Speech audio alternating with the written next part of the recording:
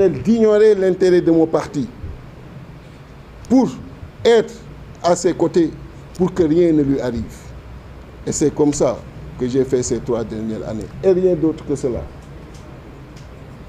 Donc, c'est totalement faux.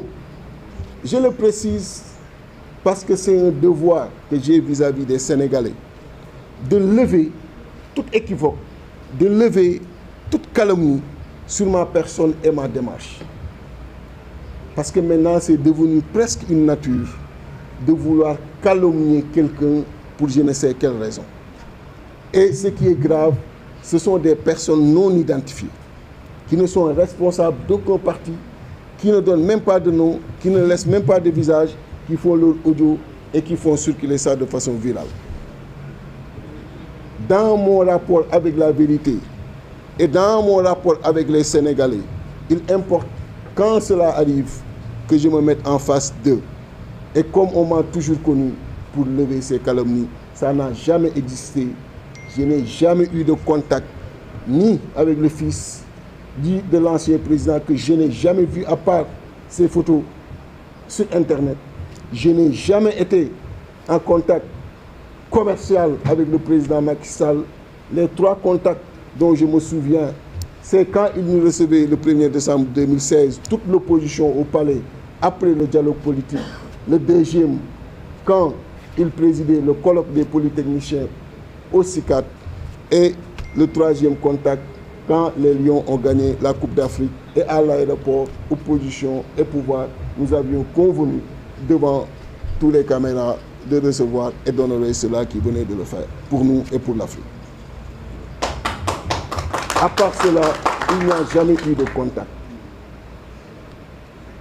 Il a essayé, en un moment, de me mettre dans son gouvernement. Il a envoyé un message qu'il a bien voulu me faire parvenir sur son intention, avec les ambitions qu'il a pour le pays et l'expertise qu'il me connaît, d'être à ses côtés pour travailler pour le pays. Mais pour les mêmes raisons que j'ai évoquées tout à l'heure, pour celui qui a voulu financer ma candidature, pour ces mêmes raisons, j'ai dit à ce dernier qu'il m'était impossible de collaborer avec lui, impossible de travailler avec lui dans le gouvernement. Et sur cette même audio qui circule, on m'a dit que je n'ai jamais rendu visite à Ousmane Sonko quand il était en prison. Et vous tous, vous êtes à l'aise parce que vous avez été témoins et vous avez couvert cette visite. Vous êtes suffisamment informés pour savoir que c'est faux, que je lui ai rendu visite, une visite dans une parfaite cordialité, parce que les visites en général ne durent que 20 minutes. Et ce jour-là, on a été en entretien fraternel pendant au moins 45 minutes. À plusieurs reprises, le garde pénitentiaire est venu pour justement nous signaler que l'heure venait d'être dépassée. Donc pour dire qu'il y a une succession de calomnies et il était important de les dégager. Je ne pourrais pas le faire tout le temps parce que peut-être d'autres vont venir.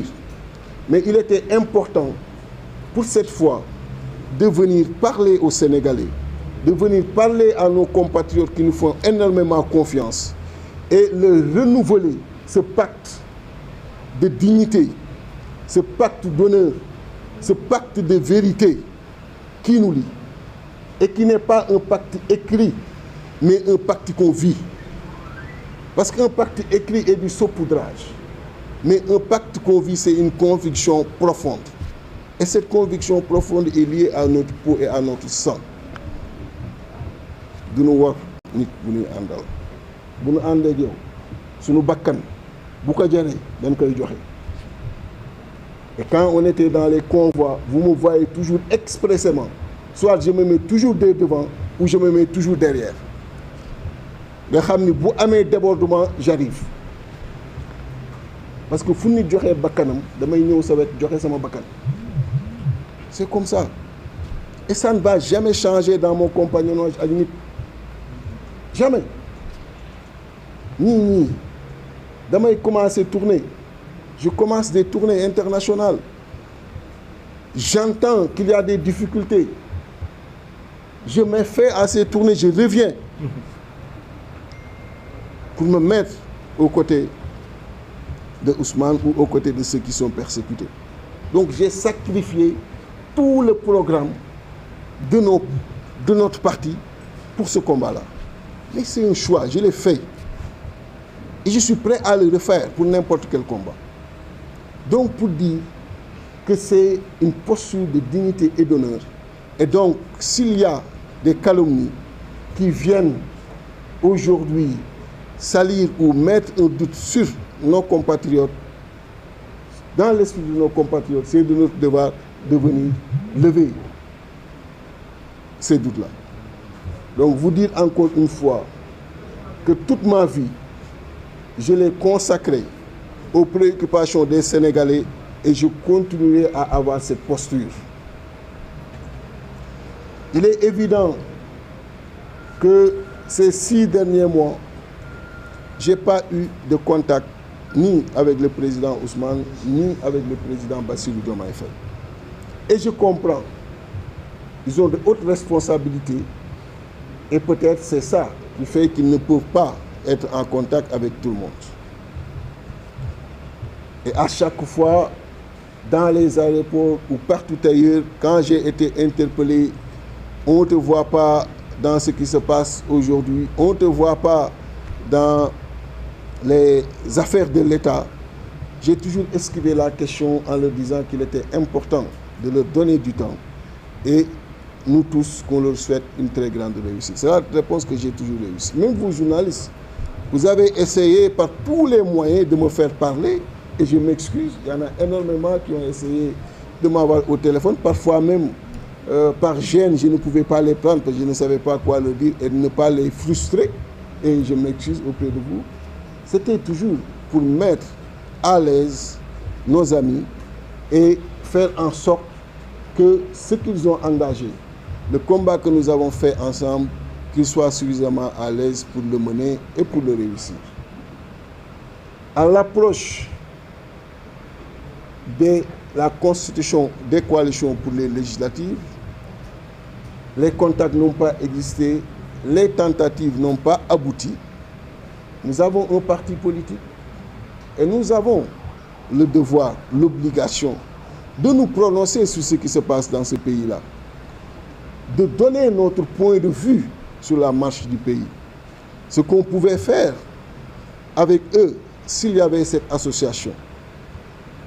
Mais comme le contact n'est pas établi, nous avons naturellement travaillé à mettre une coalition, à faire une jonction avec d'autres camarades qui étaient déjà ensemble pour voir comment avoir une liste qui nous permet d'avoir des députés à l'Assemblée pour pouvoir se prononcer sur la marche du pays.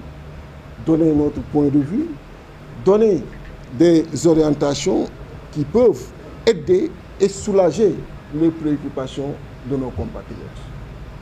Il n'y a que ça. Il n'y a aucun problème, il n'y a aucune envie de faire mal, aucune envie de faire sombrer le travail de qui que ce soit. Mais il y a juste une obligation en tant qu'acteur politique, en tant que citoyen sur qui les Sénégalais comptent et qui depuis lors t'interpellent et qu'il y a une occasion avec le Parlement de porter leurs préoccupations, de se mettre en coalition pour porter leurs préoccupations. Pas plus que cela. Naturellement, le moment venu, et à chaque fois que nécessaire, s'il y a lieu, en toute objectivité, de dire notre point de vue sur la marche que nous jugeons pas du tout correcte, rassurez-vous, comme on l'a toujours fait, devant les Sénégalais, on le refera toujours. Parce que, je le répète encore une fois, ça fait 20 ans que nous sommes dans l'opposition et c'est un choix que nous avons fait. Si on était à la recherche de privilèges, on serait aujourd'hui, on aurait été depuis lors et successivement, soit dans le gouvernement du président Abdoulaye Wade ou le gouvernement du président Macky Sall. Mais nous ne sommes pas à la poursuite de privilèges. Donc, nous avons fait cette démarche uniquement pour avoir une représentation et pour donner notre point de vue au niveau du Parlement. Ce qu'on aurait pu faire, je vous le répète encore une fois, si ce contact avait existé et cette association avait existé, ce qu'on aurait pu faire avec ceux qui sont là.